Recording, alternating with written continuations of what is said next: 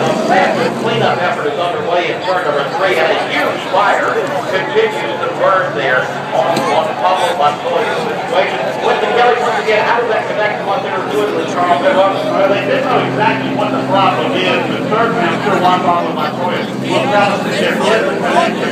They checked his transmission. That's really what the problem was, and then there was a vibration in all 4 gears. So something clearly popped up underneath the car. We saw the print vision as well. As Juan Pablo just making his way back down the back straightaway. They had already told him to come back in. They had the pit board back out. And as Eli described, he just popped loose there, turned right. So the speculation would be something either in the transmission, the drivetrain, or even perhaps an axle that was the problem on Juan Pablo Montoya's car. We talked to one of the crew members, and Juan Pablo did not say anything after the car turned around, but he walked out and walked away. We saw that also on the front vision, but Juan Pablo Montoya was some kind of serious mechanical problem that precipitated this event. Mike Bagley, he said he had climbed out of the car and set down the grass. What's the situation with Juan Pablo now? Yeah, he has climbed from the car, Joe. He is okay, but the attention right now is on the jet dryer that is right now up in a towering inferno here in turn number 3.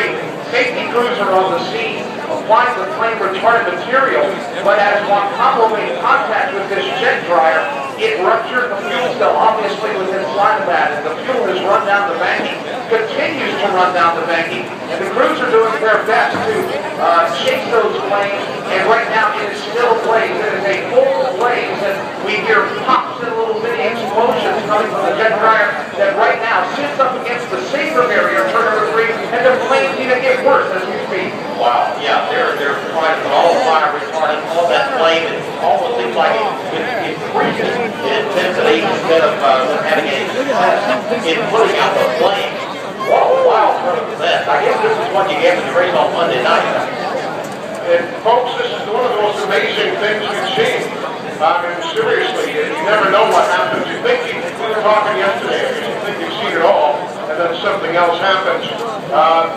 There is obviously tons of jet fuel that is carried in a huge tank that is part of this truck and jet dryer assembly, and all of that fuel has run down the banking. There are firefighters to the outside of the racetrack as well as those, who are down on the racing surface itself. They are applying all sorts of fire retardant material, trying to get the flames extinguished.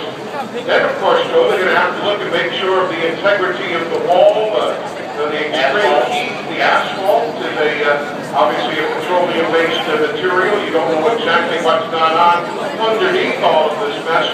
Mike Bagley, you are not very far from there. It's remarkable long range from the booth here. It's got to be staggering to be on top of it like that. Good news is for us here at the third position, which we also share our position with Fox Television camera folks here, we are not downwind of the smoke and all of the material that's coming off that. So that's the good news, but just looking at it right now, I would say about maybe 50, 60 yards away, there is a lot of work that's going on right now. They look like they've got the flames under control, but the racetrack is completely coated with jet fuel, with the flame retardant material, and right now the safety crews and the trucks over here, no short of a dozen trucks and many a safety worker tending to this. I've never seen anything like this before in my life. Out of the blue, as we mentioned, Juan Pablo Montoya having a problem and then making contact with one